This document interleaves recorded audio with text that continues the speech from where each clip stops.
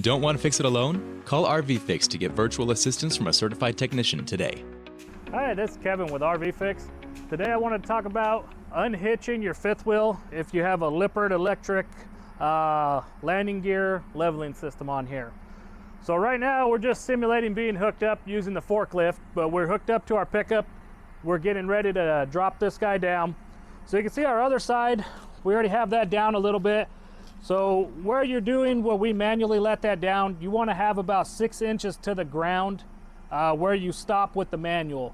So what I'm talking about there, you have this pin. When you pull that, that lets this jack come down manually. What you really want to avoid doing is just pulling that pin and just letting this thing just come all the way down. It makes it quicker unhitching, but it's going to cause you issues using the leveling system on this guy. So what we want to do, like I said, about 6 inches. If the ground's pretty level here, so we're going to make these jacks the same. But if we had a lower dip and we needed one a little bit lower, we still just want to try to keep that 6 inches to the ground for both jacks before we start running them electrically. So we have 7 holes showing on that one.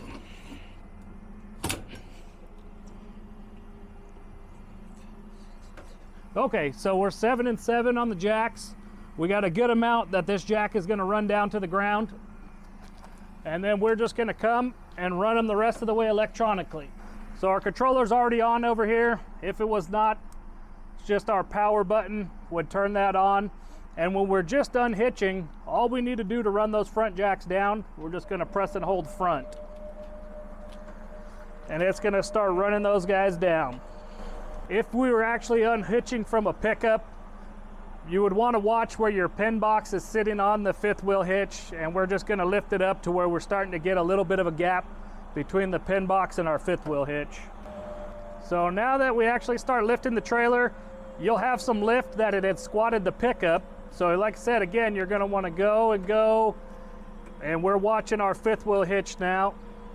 And then as soon as we start to actually take all the weight off there and we get a little bit of a gap between our fifth wheel hitch and the pin box, the kingpin sticking down off our pin box, then that is where we would go and unlatch, disconnect our breakaway, our 7-way, and then we'd be able to pull our pickup out right there. If you find this video helpful, make sure to like and subscribe. Thanks for watching.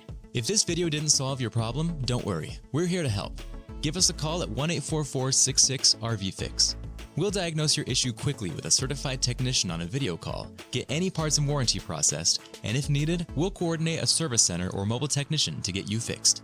We'll handle it all so you can get back to camping.